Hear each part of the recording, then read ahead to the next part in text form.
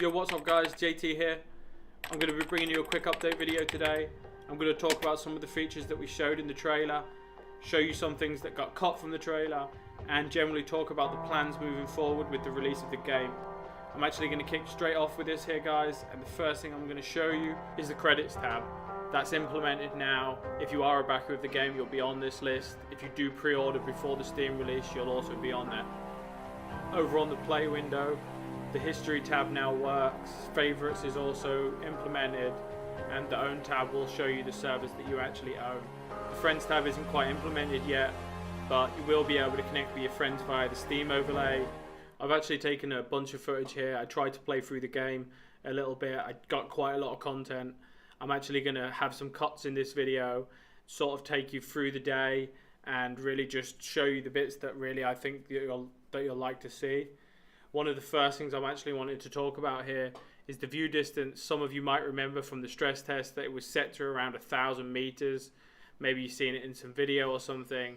We've actually optimized things. We've combined some terrains in the distance, and we've actually managed to get that up to about 10,000 meters now, with some performance gains as well, which is always nice. I'm going to go ahead here and equip an axe, and the first thing I want to show you on the axe is the inspect readout that we've added.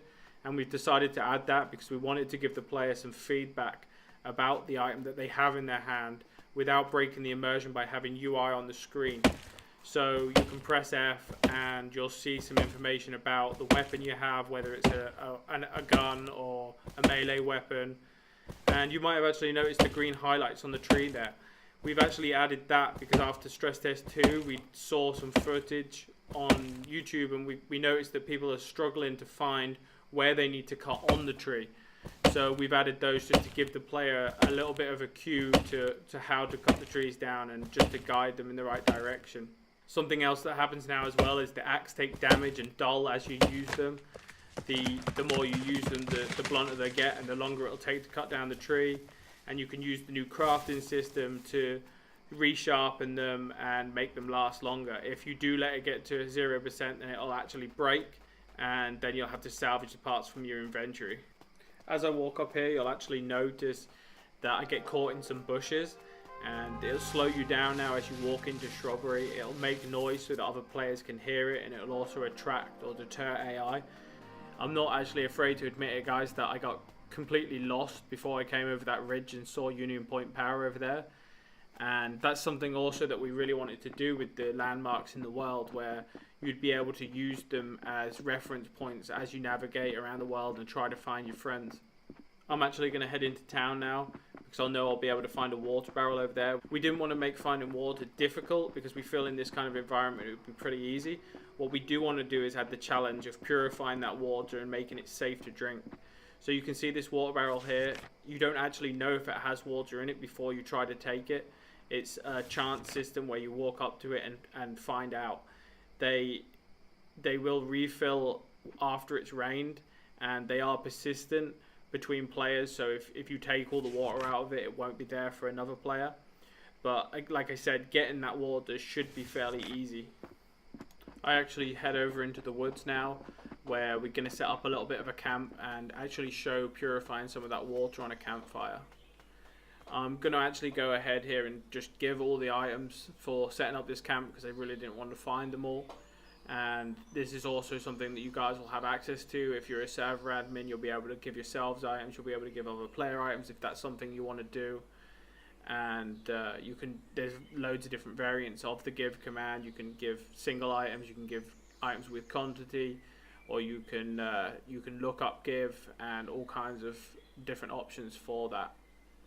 You can actually see here that I forgot one of the IDs, so I just did try give and then a name, and it will basically look on the system and see what there is to give you that matches that name, and it'll try to give you it. You can see that I actually place a tent now, and that serves as a mobile logout point in the world. If you do use something like this, then you'll sign back in exactly where you did log out, and if you don't, then you'll log back in somewhere near where you signed out. You can see that I'm placing a fire here, and I'm just adding some parts to it, and we're going to use this after we've shown you the crafting system to actually purify the water and make it safe to drink so that you don't have a chance of getting sick. I'm actually showing the new crafting system here now, and we added this because we felt that the old system was becoming a little bit clunky with the lists. The lists were becoming a little bit long, and it was becoming hard to find exactly what you wanted to craft. So we've added this recipe system where you can assign stuff to the recipe and just find out yourselves if it is actually something that can be crafted. We've added this wiki button here as well, which will actually open directly to a web page where you can find all the different recipes and just make it kind of easy to find that. And that will open in the overlay, the Steam overlay as well, if that's something that you want. That's just an option with all URLs in the game in the settings, where you can check that on if you want it to open in the Steam overlay, or off if you want it to open in your regular browser. So I'm going to go ahead here and actually craft a tripod, and then we'll throw that over the fire and actually boil the water and make it safe to drink. You might have seen the cooking system that we've implemented here in the trailer, and I just wanted to talk a little bit more about this and how this works. Basically, any surface that is over a fire or a stove or a kitchen stove is basically a cooking zone if it's turned on by the electric, or in this case the fire that's underneath it, and will actually allow you to cook anything that is set as cookable. So in this case it's a saucepan of dirty water. You put it over the fire, and after so much time it'll actually boil and give you clean water back. You can actually see here I'm opening my inventory, and I now have a pot of water which is clean, and that is safe to drink and won't make me sick. Here I'm showing the tab list, and this is something that's also new after the stress test, just some sort of a go-to area to find some information. You can see that you can tag other players with color here, which will actually show up next to their name tag, and there's a bunch of other options there on that drop down. A bunch of quick links here which open into the Steam overlay again, or just straight into a URL. Some other useful information, and just generally like a quick easy way to find information that you might want. I'm actually going to go straight into some server administration stuff right now, show you some of the things that you can do as a server admin to manage your server. You can see here that I'm typing in cleanup and a radius, which basically just cleans up all item pickups and interactables within that radius, just so that you can keep the world tidy. I'm setting myself to God mode true there, so that I can't take any damage. TP is also implemented in the game. You can TP to coordinates, or you can TP player to player, or TP yourself to a player, or a player to you. You can also teleport yourself to spawn points by doing / spawn point and then the number. I don't actually show it here, but that's in as well, which you might find useful if you want to set a spawn point, or just generally teleport somebody to another spawn point so they can meet up with their friends. You can kill other players if they're, say, griefing or whatever, something like that. You can mute them in the chat, which is persistent and mutes them indefinitely. They will be able to whisper to administrators.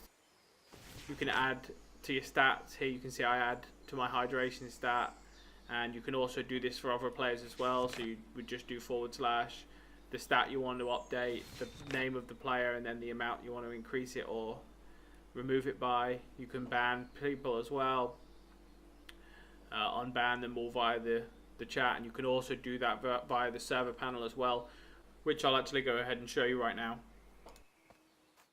This is the Zelona Allgamer game server panel that's been developed for Survive the Nights by Clinton.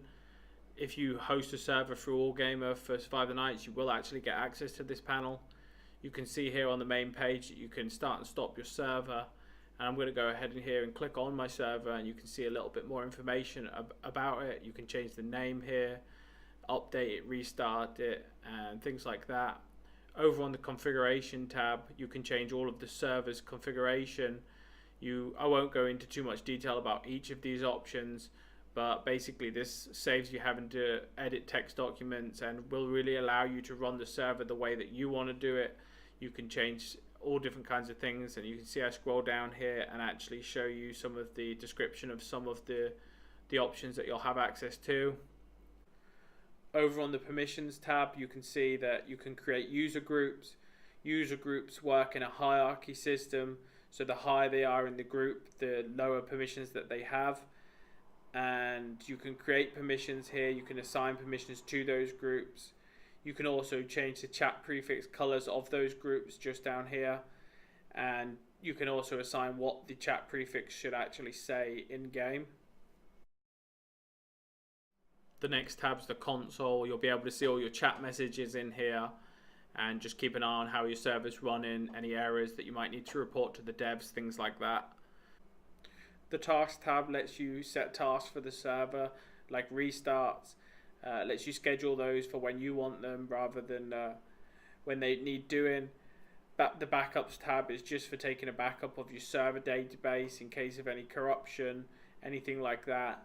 And the tools tab just has a little utility on it for deleting your database in case you want a clean server. Okay, and we're back in game. I'm actually going to show you guys a few weather states here in the background while I talk a little bit about zombie spawning and the alpha.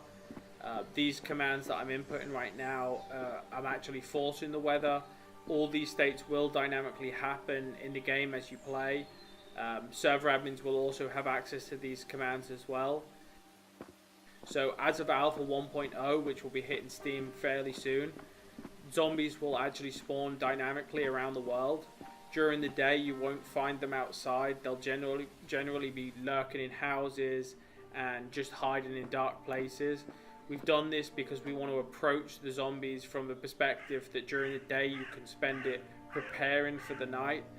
During the night, zombies will actually spawn outside. They'll be more aggressive and they'll actively seek other prey for food, and you'll actually have to fend those off more. As for the Steam Early Access, we're really positive at the moment. We're really confident about where the builds are. We're wanting to polish things off just a tiny little bit more. Even though we will be going onto Steam as an early access game, we want it to be a fun experience for the people who play. If you want to get involved with the backer testing, then you can pre-order the game through the Humble Bundle, and in the coming weeks we're hoping to do tests with the community and really gather information. But overall the plan is to be on Steam this summer, and we're going to really take it from there and continue the development once we hit Steam and really make the game awesome. I just wanted to show you this last little clip to show something that we've implemented here into the game which we feel is like really important, and that is this wind up flashlight. And the reason we've added this is because we noticed during the stress test that finding flashlights was a real problem when you first started playing the game, and people were struggling to navigate around during the night.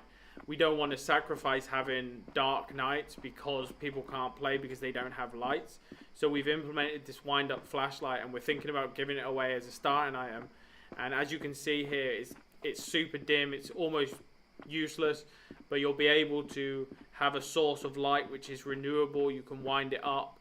It will make a bunch of noise which will attract zombies, and just generally be something that just allows you to play the game during the night, during your first game night. You can see here that we just got jumped by a zombie. We did manage to kill him, but that was a pretty close call. Alright guys, I'm going to end this video here. As always, a massive thank you from myself and the team.